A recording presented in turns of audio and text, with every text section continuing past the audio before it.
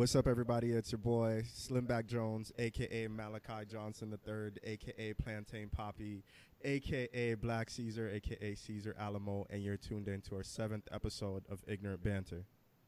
What's up, everybody? It's Crazy P, aka Zoe Beans or Rice, everything fried pork. You know what it is. Episode 7, we live. You.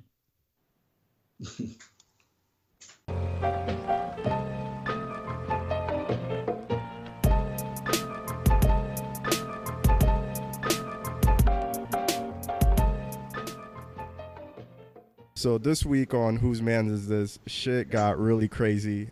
If you guys have seen the BT Awards pre-shows, or if you have a Facebook, DJ Academics and Joe Budden have a show together. Who knows why? Nobody knows why. Somebody decided to give niggas off Twitter a show, and that's exactly what happened.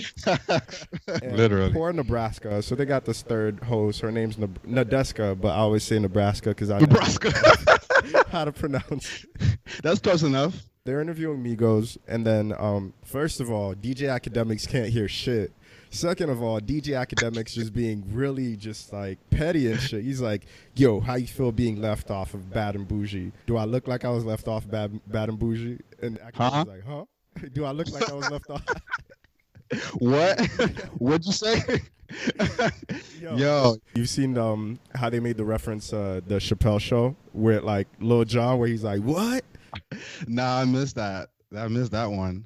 Yeah, that show is crazy, man. I'm trying to figure out who to blame here, and it has to be DJ Academics, yo. Like at one point, you gotta move on. You know what I mean? Like if you can't hear him, just move on to the next question. But it was too funny, yo. Too funny. I feel like DJ Academics, if you listen to our last show where we talk about, your quote where you're like, oh yeah. True. All right, so you feel like the blame lies with DJ Academics. I feel like the blame lies a little bit with Joe Budden. Like when you're doing interviews and you're at a certain level, you need to be able to string yourself. Like this is not the streets of New York or wherever the fuck Joe Budden is from. You just can't be dropping the mic and walking away. And even if his beef was with DJ Academics, address that after the Migos leave. You know what I'm saying? But Joe's a street dude. Like Joe, he does not care about being professional or on a TV show. He is strictly a street dude, and he's gonna be street regardless. You know what I mean? And Complex has to understand that. You know what I mean? So niggas gonna be niggas. Niggas gonna be niggas, and that's the bigger issue. Like yo, like he's gonna be Joe Budden anytime. So he doesn't care about being, on TV and being good. So. I think he has to go, man. Or at least if they know what it is. But it's good for Complex because it goes viral, more views, more money. They just better hope they don't catch a lawsuit. That's when it turned left. But they do get a lot of views. I think that's the most. I've been on Complex's website or watched some shit from Complex. So it's working out for him. But Charlemagne called us. And when Charlemagne said that, they said he was hating. But sometimes, like, when you're trying to tell the truth, people just take it as hate. But did you see how Quavo just stood up, bro? Like, they were, like, about to go in and fight Joe? Yeah, bro. Yo, I would have just walked away. I would have been like, yo, fuck you, nigga. Like, just walk away. Yeah, I mean, I'm the Migos. Like, I'm not a street dude. You know what I mean? I'm from the suburbs. I make good music. So, obviously, I'm not going to fight you. You know what I mean? But yeah, I would have been like, when's the last time you had a poppin' album, Joe Budden? And just walked away. That would have been it. Like pump it up. So anyways, I think, but the funniest thing is seeing DJ Academics being dragged again, as always. So most L's this year, bro. He takes a L every week. I think every show, bro. So I don't know, man. It's a lost cause for him. So some of the funny memes and shit I've seen on Twitter and on the YouTube comments. Funniest one is when they said the Migos stood in order of relevance. Yo, I died, man. I just died. And then like seeing DJ Academics trying to break the commotion, I'm like, yo, you're not a street dude. Like, what are you gonna do if this shit goes off? You know what I mean? So yeah, it was just all kinds of funny, man. DJ Academics wasn't gonna do shit, and then poor Nebraska's just being thrown around in the middle, just being pushed by everybody. Like, I feel like she's better than that show, but I mean, you got to start somewhere. All right, we done here. I think it's time to move on. Yeah, it's time to wrap it up. DJ All right. Academics. Huh? Do I look like I was left off bad and bougie? Huh? But anyway, bro, I understood him, and it's time to wrap it up. And then after that, he goes into like saying, "Oh my God, I love the Migos. You guys are amazing." I'm like, Such yo, an it's ass kisser. Such a negative energy, yo. Like, what are you doing? But anyways, it was his first red carpet event, and he has no training on that. You know what I mean? So you could tell shit went south. So Yeah, he's still gonna take this L though, no matter what. every day. All right, so our next segment is hot shit. Hot shit. But before we go into that, we have our first guest ever on the #1 podcast in Florida. So, and his name is Sam Kakooey. Appreciate the invite, and I've been listening to you guys' stuff, and I mean, you guys are freaking hilarious, man. So keep up the good work. For sure. Hey, thanks, bro. I appreciate it, man. So, anything you're reading, like books or music or some dope spots you've been to, TV shows, movies that you want to recommend. So, I started off is the cover of Vanity Fair with Serena Williams. Oh my God. Yeah, I seen it. Like, yeah, I just looked at it. I'm like, oh my gosh, that's a big thing right now too. You know, a lot of the publicity about women, just being bare-breasted and breastfeeding and things of that nature. I mean, this is just like a really big, FU to a lot of the people out there that really don't want, women bare clothes, just like all natural. Or especially Black women, because, she's been hearing stuff like, "Are you a monkey? Whatever. You shouldn't be playing tennis." So I think for her sport and, for showing black women on a major magazine is also dope. So definitely Black excellence. Big ups to Serena, man. I definitely fuck with it. So that's my hot sheet. My hot sheet is the BET Awards. The main one is Chance the Rapper. Really been out here doing a lot of great work. Now I'm saying his speech was amazing. Just the work that he's been doing, how he uses just Twitter, just attack shit. He went up against his city. I think he had they had some kind of rules that he wasn't fucking with, and then he was like very outspoken about it. And just not that, like, he's just been donating shit, making a difference, speaking up for different causes, just being a good representation for Black people. So just all around great guy. Keep it up. Good shit. Chance should be president, bro. Like, Chance should run in 2020, bro. I would vote for Chance, bro. Real talk, because I feel like, you know what I mean? At least mayor of Chicago. You know what I mean? I feel like that. Yep. Mayor of Chicago. At least bro. You got Michelle. Michelle got it, bro. I really feel like it's time for a Black woman to really take a stand. I mean, Obama. Women empowerment. Black girls rock. There's just so many things going for it right now. I really think Michelle Obama might actually do something. I mean, I would have hoped for it after her husband, or if Hillary had won, then Michelle could come in. But the way it is right now, man, like, it's a really fucked up situation for her to walk into. Like, I'd want her to walk into just greatness, positivity, so she could turn it all around. But maybe you're right. Maybe what the country needs right now is a Black woman. One thing I'll say is I remember seeing a meme that was talking about, the things that would be different if a Black woman was in charge. Like, let's say everybody wants to go to war and everything, and then a Black mom would be like, "You got some going to war money?" Shit. Facts, yo. Facts. What you not finna do is fuck up this healthcare. I know that. Right. Shit. Bruh, I think Michelle or Oprah, bro, I'm voting. You know what I mean? So either one, I'm gonna vote for him. So, or Kanye. But you know what? That's a different topic for a different day. What about you, Sam? You got any hot shit, music, books, TV shows, movies you want to recommend?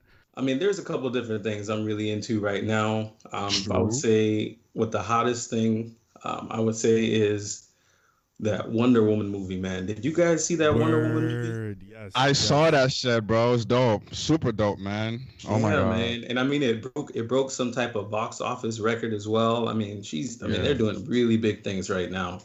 And I mean, I'm sad to admit it, but I honestly think it was a better executed movie than Batman vs Superman. For sure. I agree. For sure. I agree. I definitely agree. Basura. Yeah. Basura. Yeah. I agree, bro. But I will say, I what I'm really looking forward to is Black Panther. Oh my Yes. gosh. Oh, Did you guys see that Bruh. trailer? Bro. I feel that shit has like 8 million views. I feel like 7 of them is for me, bro. I just kept on playing it. Real shit. yeah, that's probably true. Yes, Though. bro. It was dope, man. It's gonna be super dope. I'm excited. You know what I mean? So that's gonna be hot, super hot. Yeah, this is big, man. I mean, I just like to think about it's kind of sad that like black advancement is happening faster in like sports and like movies than it is just like politics in general. Like it's so weird. Like and I mean it's comic book movies, but still like it's like things are progressing farther for us in those realms than like just like regular life and politics. Like, did you guys notice that as well? Yeah, I notice it, and I always say this. I feel like people are okay with black performance. So since like since ever since slavery days and going on to like the 1900s, people are always okay with being entertained by black people. So they'll like, let's say the 1900s, they'll go to a black cabaret, see a black woman dance, they'll Hmm. go to a black play. And till this day, like they'll watch Serena Williams play, they'll watch Black Panther. But when it comes to like interacting with a black person, they feel like it's different. But like if you're on the field, you're performing. If you're performing on stage, they're okay with being entertained by that. But when it comes to like seeing your humanity, it just doesn't happen for them. And it goes to the ideology, man, of like, like when you black in America, like it don't matter if you play ball, you're engineer, lawyer, doctor, like your skin color is gonna be that. That's never gonna change. And until you change the mindset of individuals in this country, it's gonna be the same way. You know what I mean? So, Yeah. um, Well, except if you're Lil Kim, I guess. Why is that? You know. why is that? Yeah, have you guys seen Little Kim recently? Nah, I I haven't have checked for Lil not. Kim. Little Kim looks like a Chinese lady. You guys haven't seen Little Kim? Nah, I have All not right, seen Lil hey, Kim for a go while. ahead and Google it, bro. Go ahead and Google I it. don't want to Little have Kim. nightmares. I'll take your word for it. Damn. Yeah. And to piggyback off of what you guys saying, something that just came to mind is what happened to LeBron James during the playoffs. Did you guys hear what happened? Yeah, Yeah, yeah, his we house did. getting vandalized. Yeah, I mean, and I think they wrote nigger somewhere around on his property or something like that. And I mean, like you said, man, it doesn't matter the color of your skin. I mean, if people have hate, and like you said, you can't change your color, so it's still gonna happen. Yo, hold on. What the fuck is this? Why does she look like she's Chinese, bro? That's what I said, bro. God damn. What's going on? That's crazy. I've never seen this before. That's really like my brain right now is going crazy. This does not make any sense. Wow. Yeah, I mean, it's Uh, just it's just inbred in us that to ourselves we feel like darker skin equals ugly, right? Yep. And like you said, that's why that Serena Williams cover is so powerful, right? So, I mean, it got to her, and there's a lot of other people, Sammy Sosa, these people feel like they need to lighten their skin so that they can, be feel welcomed in the white community and get along with them better and things of that nature. So, it's just something inbred in us, bro. It's just like when you see another black person, you were instinctually taught to hate them as well. Like it's crazy. It's embedded. Yeah, it's part of our society. yeah, and we have to change that. I think we need to start by, like with our kids, the youth, the young adults to like be able Hmm. to let them know, especially at a young age, that hey, we have all kinds of shades of black and brown. We're all human beings. So Hmm. one is not better than the other. You know what I mean? We're all human beings at the end of the day. So it's sad, but that's life, and it's a very covert society, and that's how it is, man. So it's definitely a tough one to deal with. But every day, you meet someone or you have, nephews and nieces, let them know, teach them young because it's a very hard thing to swallow as you get older. So And that's why Hmm. representation matters, I think. And that's why a lot of people are excited for Black Panther, because you get to see all shades of black. We get to hmm see like women warriors. Like Black Panther is just so ahead of its time. And like I'm so happy for the kids now that are growing up and have that. Unlike me, who Oh had like yeah, 50 man. bland Batman movies, like how many times do I have to see the same white guy play Batman? You know what I'm saying? And then replace Facts. him with another white guy that looks just like him. So that's why representation matters, and that's why it pisses me off when people are like, "How come there's no White Panther?" Well, damn, like Batman is White Panther, Batman, Right. Spider-Man, Logan, all them shit. Yo, I want to see a black damn, I want to see a black Bond movie, bro. That would be dope. Oh, We need oh, that, you know what I mean? So, you know what I thought about this? I was thinking about this for probably like 2 years. Okay. And I've decided that we shouldn't try to force a black 007. What we should do is create a new agent and just make him a black guy.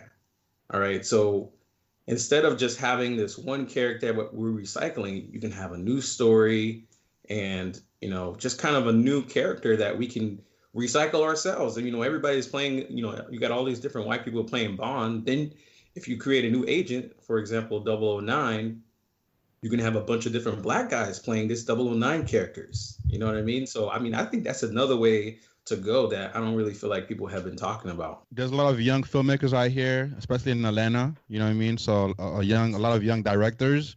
And so, I think there's definitely a space to create a new character, a new genre, whatever you want to call it, of a black, Bond or whatever. So, I like that, man. That's a good point of view. So, Yeah. for sure. I mean, it's not even like you have to drop 007. I mean, he still could even be in the movies, but you just got a totally different character, a totally different story. I mean, like you said, I'm tired of hearing the same stories. I want to hear something new. Right. For sure. All right. So, that was our hot sheet segment. So next up is word on the streets. On these streets, this is where we talk about trending news, pop culture, or any kind of new brands out there, as we have with Sam Kakooey. So, his brand is called Woke Millennials, and I'll let him tell you guys about it and give a little intro. So yeah, man, go ahead. Again, just want to thank you guys for inviting me on here. Definitely didn't expect it, but definitely appreciate it.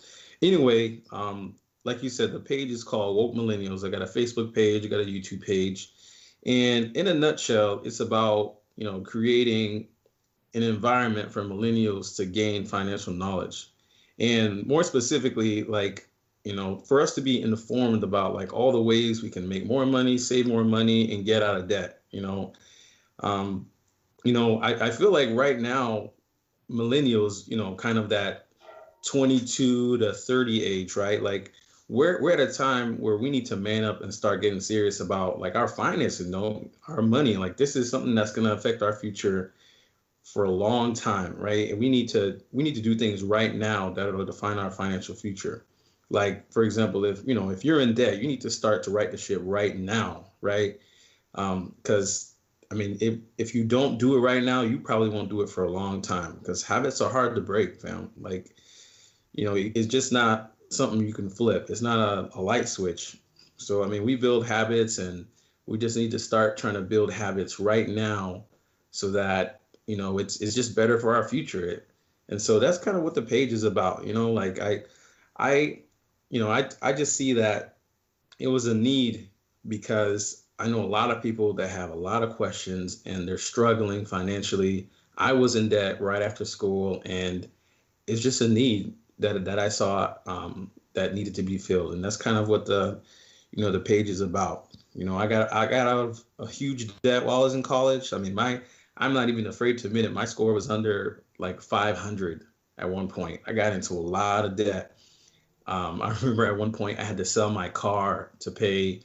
I don't remember if it was rent or credit card debt. And then I had to sell my PS3. I had Rock Band, I had all these games. I mean, it didn't matter, man, because I was just, in quicksand, bro. So, I mean, it's just very serious. And, I just want to make sure that people know that, there's something out there that's willing, someone out there, I should say, willing to just kind of, teach you stuff that's relatable, that's actionable, that's by millennials for millennials, pretty much. I like that, man. I feel like we definitely need that because we grow up, we go to college, and we really have no clue on how to use our finances to our betterment. You know what I mean? So Until it's too late.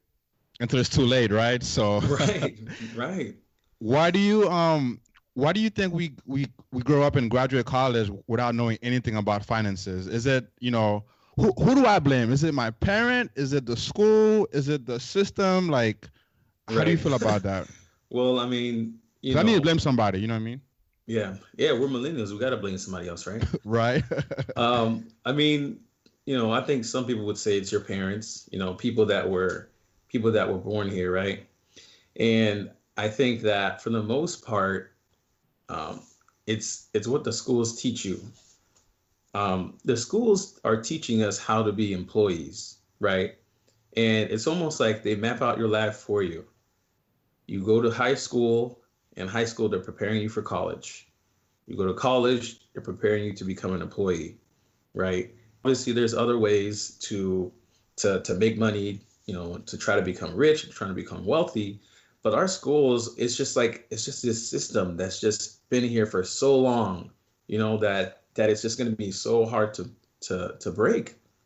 So, you're just making these choices that well, not even choices, right? I mean, they're putting you in a system that doesn't allow you to make the choice that I want to become an entrepreneur, I want to become financially successful or independent. You're just getting ready to go right into the workforce and make somebody else rich. And I heard So you mention habits, and I heard you mention choices. So, what are some of the bad choices that are affecting us as millennials and us as a community? all right, well, just on like financial note, like some people just don't know like basic finances, and it's crazy to me. I talked to a dude about 40 the other day, and he didn't know that, like, he thought that you had to buy a house at 20%, right? You had to drop 20%, for example. And I mean, and there's such a thing as FHA loans where that'll allow you to get a house for a down payment of only 3.5%. When I told him that, he just dropped a load, bro. Like, his mouth was to the ground. He couldn't believe it. He never heard anything about it. And that's like, to me, that's like basic stuff, right? And another one is that people don't really know what affects their credit. For example, I would say, let me give you an example of some things that people think actually affect their credit, but actually don't. People think paying rent affects your credit. People think paying your cell phone bill, like, oh, I paid my cell phone bill for 5 years straight, my credit probably good. Like, no, it doesn't even affect your credit. So some people like live their lives and think these types of things are affecting their credit, and they're not like opening credit card accounts. They're not trying to get lines of credit. And when they do need that, that mortgage, they're not putting themselves in the right position because they never had credit in the first place. And honestly, bad credit is better than no credit. You know what I mean? Like even if you have bad credit, like, people will still give you a line of credit. They'll still give you a house, they'll still give you a car loan. I mean, granted, the paid terms will be really bad, but you still can get something. But if you have no credit, you know what? A perfect example. Let's say you go on Amazon and you're shopping for something, and you're looking at two things. One of them has, 3 stars. It does have kind of hundreds of reviews and ratings and whatnot. Maybe it's not perfect. You prefer to buy things over 4, but then there's another product, and it doesn't even have any ratings or reviews. Like, 100%, I think everybody would go for the product that has 3 stars, because you at least have evidence that someone else has already done it. Someone has bought it and purchased it and has at least had, some positive benefits from it. The credit card companies are the same way. Like, if you don't have any credit, then they have no history. It's almost like you're looking at that product that has no ratings. Like, you don't want to take a chance on that. So people need to be more intentional about their credit,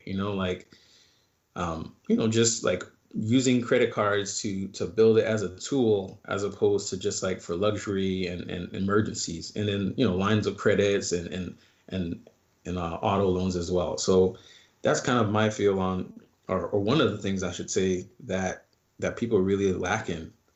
And I think you also said just the community in general. Is that right? Yeah, like community. So, well, that kind of leads into my other question. So, is your brand targeted at the black community, or is it just targeted at all millennials? Because I know that there's, when it comes to um, financial literacy, immigrants, like first generation students, they tend to struggle a lot with financial literacy, with loans. The black community tends to struggle with loans. So, is yours, well, that's just my perspective. So, do you think it's like a general issue, or do you think that it's more of a certain demographics that struggle with financial literacy? I mean, let's be honest. I think a lot of the times, because of the way, maybe we were brought up, we didn't really, it's about financial literacy, right? And like, for example, my parents are from Haiti. I don't know if Charles, are yours from Haiti as well? Yep. Yeah, born and raised. Okay. Plantain gang. And so Plantain gang. and so I mean, my parents when they first moved here, they aren't thinking about, oh, he needs to start a 401k, or that's not what they were thinking about. They were thinking about, putting food on the table. We need to find better opportunity to make more money, those types of things. So it's more of a class issue, not necessarily race. Rich people teach their kids about these things. They're growing up and they're looking at, the statements of credit and account balances, and, the parents are telling them how their stocks are doing and what we need this quarter, and, all these types of things that we just don't know about. And so, they grow up and they're ready. So, I mean, this channel, or, page, whatever you want to call it, it's for anybody in general. And I mean, I did think about maybe having kind of either a whole nother channel for kind of Haitian people in general, because I'm Haitian, and even though my Creole is not that good, sac passe, Nabule. I still want to cater to that community, because I know where I know where I'm from. I'm not going to forget where I'm from, and I want to give something back. So I'm still not sure if I'm just gonna be posting things in Creole in general, or just create a whole nother channel. But yes, I would totally agree that the black community does not have financial knowledge as much as they should. And like you said, foreign people and other immigrants that come in, they just don't know how important it is. You live your life and you're just trying to make ends meet, but there's a bigger picture that you need to worry about. You need to make sure that you are using credit and paying it off responsibly, so that credit institutions, actually believe that they can trust you with money. And if you aren't doing that, then when it's time to buy something or lease something or finance something, you're going to be screwed, because you don't have that credit that you needed to get, and yeah, so that's pretty much my thought on that. It's for everybody, man. It's not, I didn't say, woke African millennial, or it's for anybody and everybody. I do have more black friends than white friends, so I'm assuming We all do it. We all do it. It's okay. We all do. Yeah, I mean, I guess, hey, a lot of people don't know this, but the black population is only like 12%. Yes. With how much we appear on TV, you would think we were more, but we're only 12%. So yeah, you're right. We got more white friends than black friends. Yo, I definitely appreciate what you're doing, man. I really think that that's a really big thing, and that, yeah, we definitely, as far as our generation, we need that information, out there, so we can learn about this before we graduate, before we go to college, even. You know what I mean? So, Right. especially buying a house, man, because like you always heard, yo, you gotta have 20% down on the house, but like, no, you don't. You can have 5% down with an FHA loan, and get a house that you want. So it's definitely a class issue / immigrant issue, I think, because there's no 401k in Haiti or Jamaica or, wherever. So I appreciate that. And going into my next question, what can we invest in as, young people in this country? We don't have a lot of money. How can we invest what we have to be able to grow assets and, make assets happen and stuff? Right. I mean, it's going to be kind of cliche, but honestly, we need to we need to invest in ourselves in a sense of learning about all of the other opportunities out there. Like there are just so many ways to make money now, make a living too. We, like I said before, we were bred to become employees. So we're so close-minded, we're so close-minded to all the other things out there. We don't think that we can become entrepreneurs. Like that's something that is kind of passed down. It's not something that you're born with. So you need to learn about all the different ways that you can make money. And I mean, I guess it kind of reminds me of a book. But I mean, well, first let me answer your question, then I'll go back to that. For right now, if you want to kind of get a taste of investing and see what it's all about, I would definitely, just kind of look at stocks, right? Stocks is literally what investing is. It's the perfect explanation for investing. To me, investing is putting money into something and getting money back out at a later date, right? And so there is an application called Robinhood that I'm currently using, and I mean, there's other ones. There's other ones that you can use that invest your change. And I mean, that's if you just really scared about losing a lot of money, then I would say go to those. Like for example, there's Stash, and then there's one called Acorns. But if you really want to get a taste for it, I would download Robinhood. And so you can see the ups and downs, the volatility of stocks in general, and you can see, the history of stocks and things like that. And I mean, and it's not like you have to do a lot at a time, right? The point of investing is to be consistent. So as long as you are continually buying, stocks every once in a while and doing that long term, you're gonna make money. I mean, it's also about fear. Like when you hear the word stock, what's the first thing that you feel like people tell you? You're gonna lose all your money right now. Like 2008 or by tomorrow. Yeah. Yeah. And I mean, and here's the thing. The funny thing about that is that the rich people make the most money when the stock market crashes. Some people do lose money, obviously, but it's the people that have the majority of those shares, right? But the thing is, when those stocks drop really, really low, rich people are buying everything up so that when they go back up, they make even more in bank. So, I mean, it's all about fear. We know it's going to go up and down. So it's almost like you need to consistently just put money in no matter what. But I kind of want to go back to where you said about fear. So do you think that fear is justified though? Like if someone is living check to check, like they only have like $20 left over every paycheck, do you think that person should invest it, or do you think that person's justified in not trying to save it? What are your thoughts on that? I mean, that's obviously a great question, right? It usually depends on the person's mindset, if they're willing to be risky and whatnot. But what I'll say to that is what I'll say is like life is about risk and managing your risk. And what rich people have realized is that not everybody is willing to do the risky things. They're not willing to go high risk for high reward. Not everybody's willing to do that. And what I realized is like, honestly, if you want to have an amazing life, if you want to have, a life that you're not as stressed as everybody else worrying about if your money's coming in or not, and you might need to do something risky because it's incredibly hard to just live a very normal life and have everything you want. It's really hard. And I mean, of course you can say, money doesn't buy happiness and those types of things. But you need to it does. You never seen anybody stand on a jet ski, right? Right. And a Maybach. And it's like, or a Benz.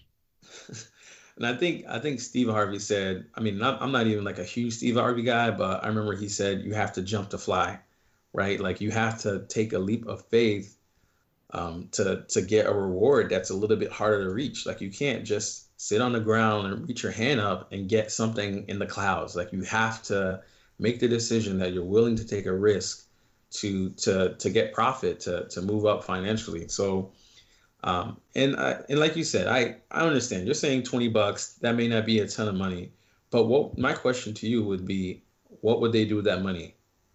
That $20. Well, She.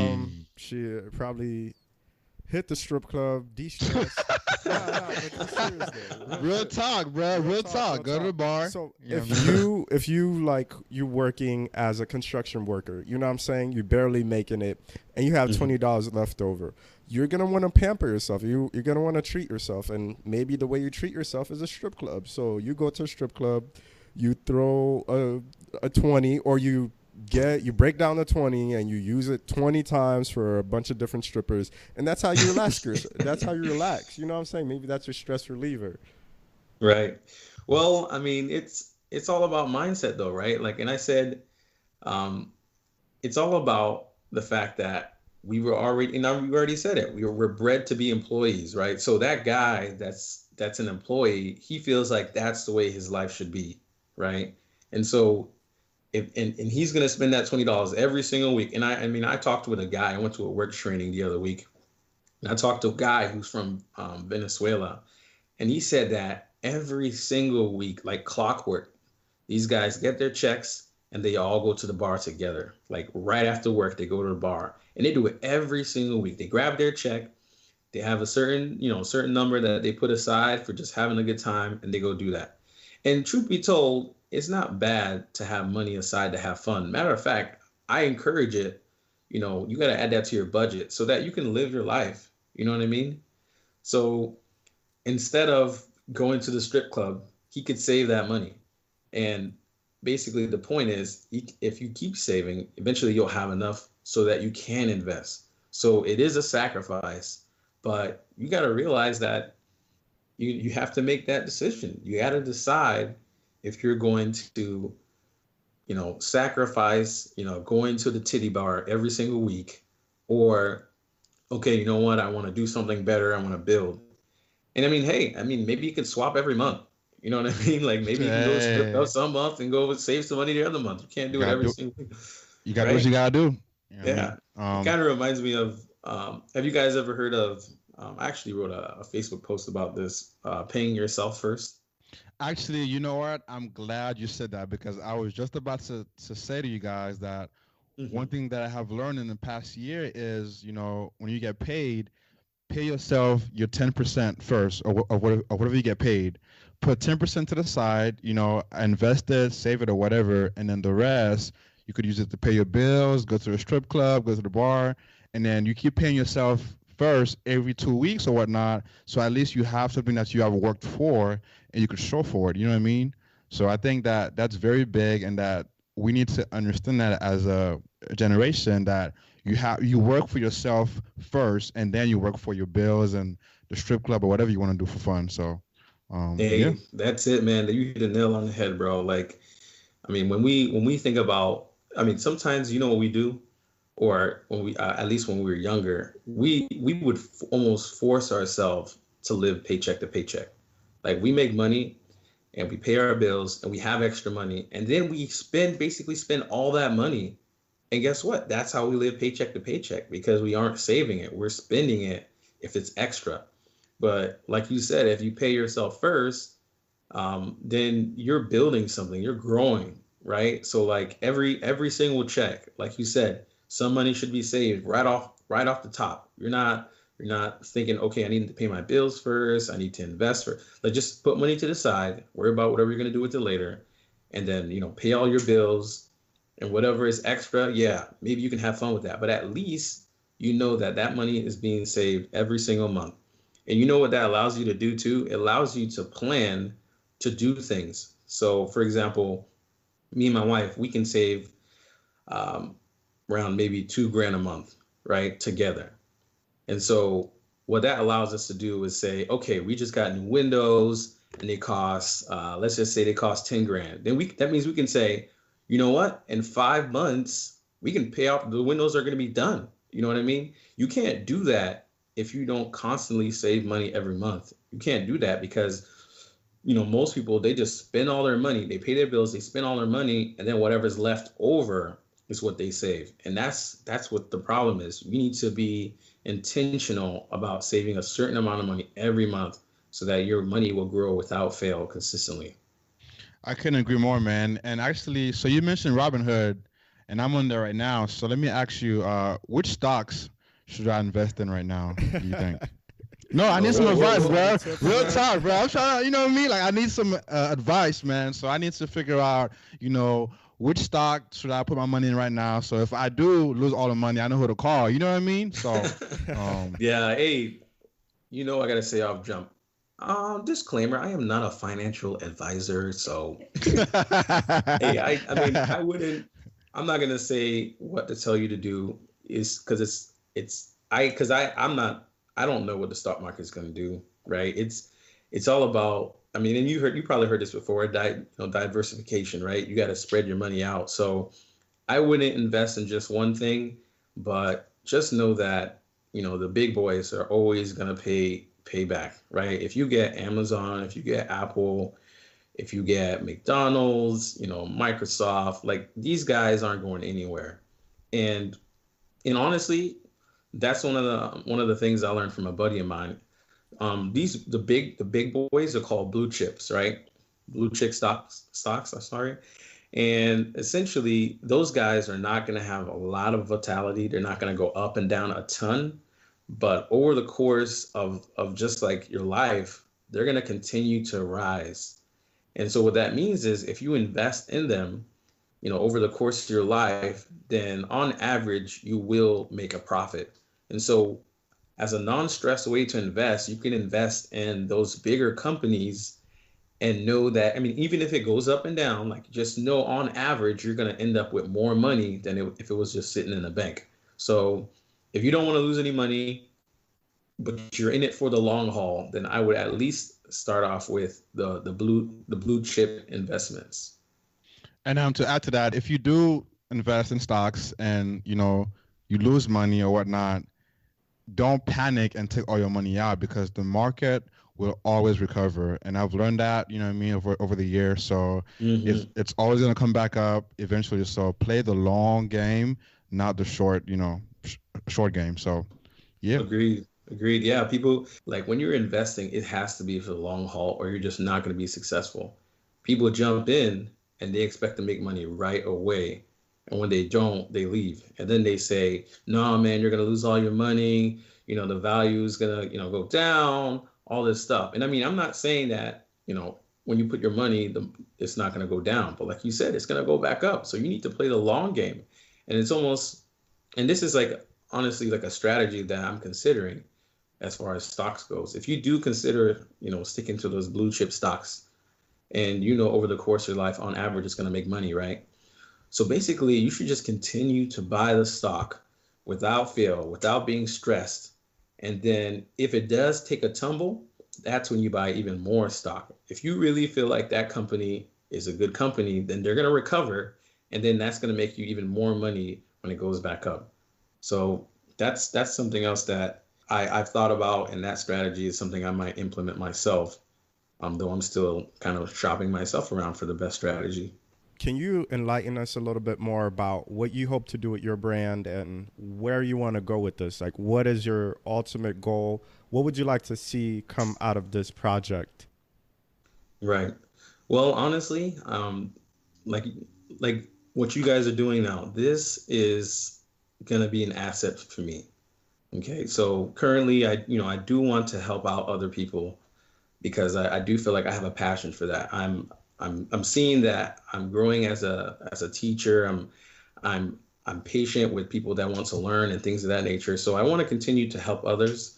But as you acquire more fans and things of that nature, then you can start to do other things like maybe write a book that I'm working on, for example, and help coach people and maybe teach a course and things like that. I mean, and then, maybe if that grows big enough, maybe that will become my full job as an example, right? So, but so long as I'm continuing to grow an asset, it will have value. And that's something that I can use as a leverage one day. If it does, let's say this grows and I have 1 million subscribers or followers, whatever the case may be, that's a value. There are so many ways to make money when you have followers because of the way the internet's set up, right? So as an example, I send out one email. I know, let's say 1% responds to it. I mean, that's basically free money. I mean, after you build something like that up, it's just free money.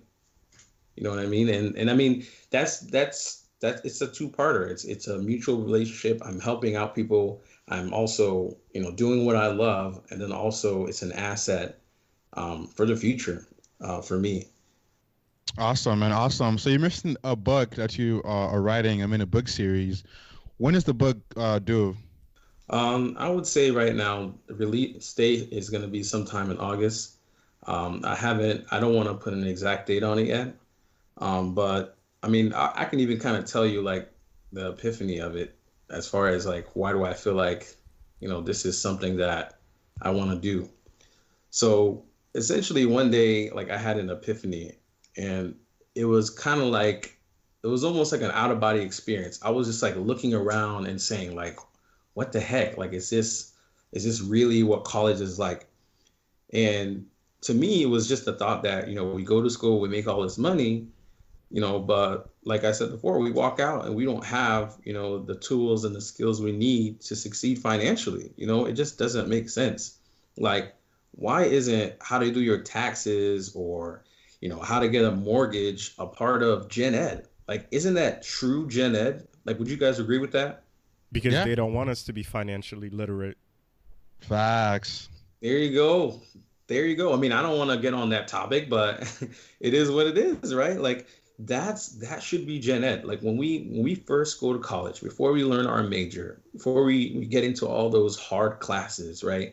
Those are the types of things that we really should know. We should know how to do taxes. We should know how to set up a budget. But most of the college courses don't do that, And basically, it's almost like the book is going to be basically like a toolbox for graduates and also other millennials, because there's still people out there that are struggling financially, and they want to figure out how they can do a U-turn. You know what I mean?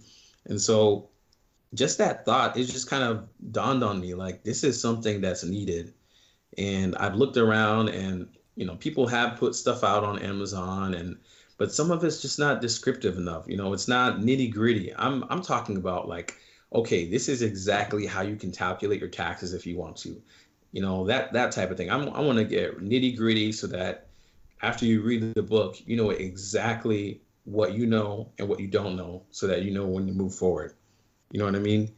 So that's kind of the thought of the book. I would say that it will have value not only for people that are just graduating high school or college, but also, just all millennials in general. There's something to learn. For example, my wife she was doing very well, financially. She got out of school, she got a job right away. She got all the benefits and all that stuff, making decent money, and her credit score was always pretty good. And I mean, I had her read it, and she's still learning a ton, according to our conversation yesterday. So, I mean, it's not something for just recent grads. It's going to be for anybody that feels like they can do better financially. I mean, I'm sure you guys are, you're probably doing okay financially, but man, why is my credit score not where I thought it should be? Like there's always something more to learn, and this world just keeps changing, like you need to almost like have a refresher. So I don't know. That's kind of what the thought is, and I'm not even knocking gen ed. I'm not even going to say, oh, it's stupid or anything like that. I think everybody needs to learn basic math and, government. You live in America. You need to know about America. But I'm just saying it's incomplete, and that's kind of what the book is about, is just trying to fill the gaps so that, we can be financially secure, so that we can walk into a bank and know exactly what we need to be able to walk away with a good mortgage, when to pay it off, and you can afford it because that, you've already done the math to make sure that you can afford it, and those types of things. Not just walk in and be like, what, 20%? You know what I mean? We just want to be confident about our finances, and that's kind of what the book is going to be about, man. That's awesome, man. And as far as us doing good, we're struggling, bro. Black struggles. So Black struggles. Black struggles. But now on the real though, I watch your videos, man, and I like them a lot. So I think everyone out there should go out there and watch them. And I have learned one thing from your videos, and it was a SanDisk Dual USB Yeah. drive gadget. Oh, right. Okay. Which can go from your Android phone to your laptop, or your Apple phone to your laptop. So I didn't know about that. So that's one thing that I learned from you, man. And I'm probably gonna go buy one, probably tonight. So Yeah, hey, that thing is so useful, man. I mean, the people, especially people who are doing stuff with media, like if you're right. editing audio or video or moving documents, like that is like one of the best things you can buy. You're taking it from your laptop and watching it on your phone. You're watching on a tablet. You can let somebody else borrow it real quick. And the best thing about it is that it does have a key ring. So I mean, I literally carry that USB around with me all the time. Awesome. Yeah. Exactly. I don't know how much time we got left, but one thing I did want to talk about, or at least bring up, not really go through, is, the thing that actually made me change my life as far as my finances go. Because I did tell you I was struggling a lot right out of college, right? Like I said, my credit score dropped below 500 at one point, and I mean, it's jumped at least 200 points, 200 some points. And so the thing that really changed my mind though is a book that I read called Rich Dad Poor Dad. Have you guys ever read that book? Yep, sure did. Man, that book, like, it opened my mind to the possibilities. And I'm not even saying that as a cliche. Like, I literally was closed-minded, man. From coming from a Haitian family that's just about get a good job and, get a good education so you can get a good job. Like, that book opened my mind, and it helped me understand that, financial independence is really achievable. And that actually gave me the courage to try to get out of debt in the first place, because I felt like I was just sinking in quicksand. And I mean, when I read this book, I was like, is it really that simple? And I mean, I don't really want to go into it too much, but I would just tell all the people out there that are listening to this podcast, you should definitely check out Rich Dad Poor Dad if you haven't. It's by a guy named Robert Kiyosaki. Still killing the game, still relevant. He's now he's doing online stuff. He's trying to stay relevant. But I mean, that book is just revolutionary. I do believe it is the number one personal finance book of all time also. Well, what other things can people read to educate themselves? So let's say someone has no financial literacy whatsoever, and they listen to this podcast, they realize, oh shit, I'm behind of the game, I want to get ahead. What would you recommend someone read? How can someone educate themselves? I'm not going to say, okay, definitely do Rich Dad Poor Dad, but I do recommend it, right? And it's almost like a gateway book. You know how weed is a gateway drug? It's almost a gateway book.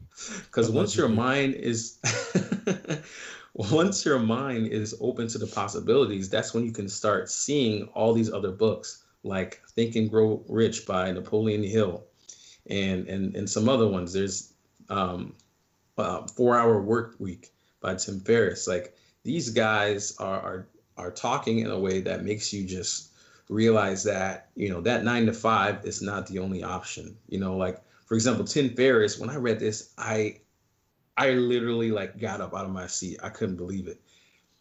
He had a business that he was running, and it's an American business, so he's making American dollars. The people he employed were in the Philippines, or sorry, actually they were in India.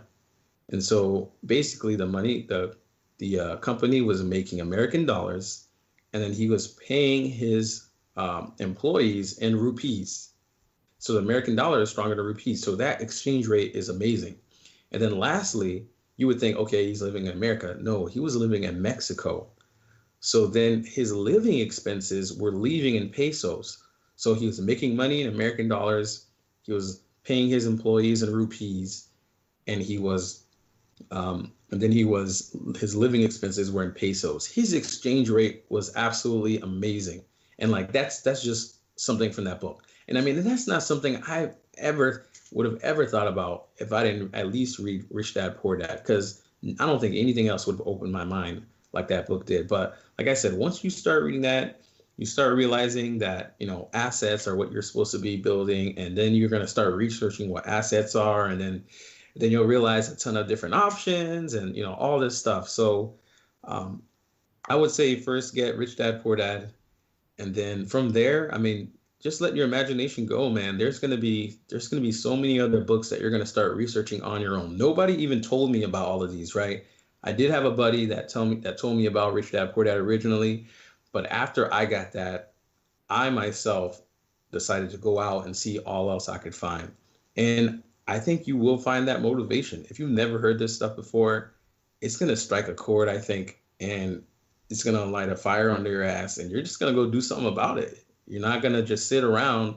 You're gonna see that, you can achieve financial independence, and that's kind of what it did for me. And I'm hoping that, someone that's been struggling financially, that's tired of the 9 to 5 will say, you know what? How about that? Will say, you know what? I want to see what this book is about, and go check it out, man. And like I said, there's tons of other ones too, but yeah, that's kind of what I would advise for sure. Just a quick disclaimer: if you're looking for financial independence, don't fall into scams. That's all I gotta say. Back to you, Chief. Nigerians, bro, they be scamming. They be scamming. All right. So on that note, I definitely think you have something here, Sam. So where can the people find you on social media? Right. So all of the channel names right now are the same thing, which is nice. Woke Millennials. I'm not yet on Twitter. There is a jerk that stole that from me, so won't be able to find me there. But Facebook, it's spelled exactly how it sounds, Woke Millennials. I'm on Facebook. I have a YouTube channel. I believe I'm on Instagram as well. And then those kind of are the things I'm on right now. So that's kind of the way they can reach me, like you said. Oh, one thing is I'm actually starting a blog as well. Got to build assets, right? Building a blog, and it's going to have the same name as well. That's awesome, man. Well, there it is, guys. He's writing a book. He has all these videos about how you can improve yourself as far as finances. So check him out. I definitely appreciate you being on the show, man. The #1 podcast in Florida and the States. Listen to and my the world. Oprah, her damn self. True, and Obama. All right, so our next segment before we go is called "Fuck You Mean, Bruh." Fuck you mean, bruh. All right, so this week in Fuck You Mean, we have, of course, our favorite topic, Donald Trump, our president, psych. This Psych. nigga. So, this nigga, now he's saying that Obama knew about the Russia hacks, but he didn't say shit about it because he knew that Hillary Clinton was going to win. And, of course, he didn't say that in a regular statement like the rest of the presidents have done. He tweeted it. And now he's fueling his investigation because now he's admitting that, of course, there was a Russia attack. So Donald Trump this whole time was saying it's fake news. The whole Russia thing is made up. Now he's coming back and saying, well, Obama knew about it. So he's just contradicting himself. And this goes back to what I mentioned in my previous podcast of the fact that Trump is just an old man, just an old man with social media, just acting up. Imagine your grandpa just saying, oh, I took the chicken out the freezer, and now you're saying, nah, I forgot to do it. It's just senile shit. So that's who our Fuck You Mean goes out to this week. Hence why we need either Chance the Rapper or Kanye or Michelle Obama or Oprah to run in 2020. You know what? So, I need a chance to drop another album if you want to be president. Yo, right. I need more of a track record. You know what I'm saying? Like, I need a longer resume. Yeah. Who else could be president with a good track record? Good track. Shit. I don't know. Jay-Z? The Rock. The Rock? Yeah. Yes. The Rock has a good Dwayne Johnson, resume. bro. He has a good portfolio. Yeah, I'll take The Rock. Who else? The way the country's going, Joe Budden's a good candidate because he be on Twitter. He be starting shit. You know what I'm saying? Bruh. So you know what though? Since Trump won, man, anything is possible. I feel like, you know how they used to say, you can be whatever you want to be in life back in the day. I feel like now it's like really true. Like you can be a president without no prior experience. You can do whatever you want to do. So you only need white privilege though, because I feel like if Trump was black, he wouldn't have made it without white privilege and rich privilege. Yep. There you Damn. go. That's what I was gonna add. Everything you said was right, except the fact that you forgot to mention only if you're rich. All Is right. what I And was gonna add to that. Oh yeah, white. for sure. White. For sure. Let me rephrase. You can be anything you want to be. If you have a lot of money and you're white, if not, it's gonna be a little bit harder. But anyways, fuck you mean Trump. I feel like every week is Trump, bro. I don't know what's going on, but we need a different person to do some crazy shit to be on this segment. So, I can't. All right. So our next segment is quotes, and since we have our first guest on episode 7, so we're gonna ask our guest to give us a quote that he likes, and it can be a nice quote, motivational or ignorant. So whatever you feel, man, a quote that is just means something to you. So let's hear it. You on the spot? Right. Yeah, I was just gonna say you guys definitely put me on the spot. That's what we do. Yeah. Hey, Cute. sometimes cliches are cliches for a reason. So I'm gonna say, if you don't plan, you don't fail to plan, you plan to fail. That's simple as that. I mean, it's cliche, but hey, man, it's there for a reason. People use it time and time again because it's the truth. Right now, everybody should be, on their game about their finances. If you aren't making a plan, then you're gonna fail. It's as simple as that. All right. That's a good quote, man. Yeah. If you don't plan, man, you pretty much are gonna go in circles, pretty much. So, And that's not but cliche at all. Like that's really useful. that's not. It is very useful. But to add to that, if you listen to episode 6, I also said that at some point, after you plan, you have to act. So you plan. Good. I feel like everyone that I know, especially in this generation, we all make plans. We make business plans. We have meetings upon meetings, but we don't do it. We don't act. And so all that time you wasted planning, you could have acted and done the actual thing. So I think plan to also act, right? So power enough. Yes. All right. Well, thank you, sir. That was a really good quote. I'm gonna add that to my bank for sure. And before we go, I just want to say that this episode of Ignorant Banter has been sponsored by Haitian rum Babankou. You know what I mean? So baby. Baby. So that's definitely it's not like American rum. So you take a shot of that, and you pretty much gonna be gone, but you won't know you're gone until like a week from now. So anyway, you can't get Haitian rum here unless you go to Miami or Haiti. So if you're out there and you want to get some Haitian rum, figure it out, taste it. It is heaven. So yeah. Thank you to our guests for coming on. It's your boy Black Caesar, aka Caesar Alamo, aka Malachi Johnson III. You already know who it is. What's up, everybody? So this is your boy Crazy P, aka CP, aka Black TMZ, aka Zoboy. Haitian rice and beans, carnation milk. We live. We here. Yeah. Cheers.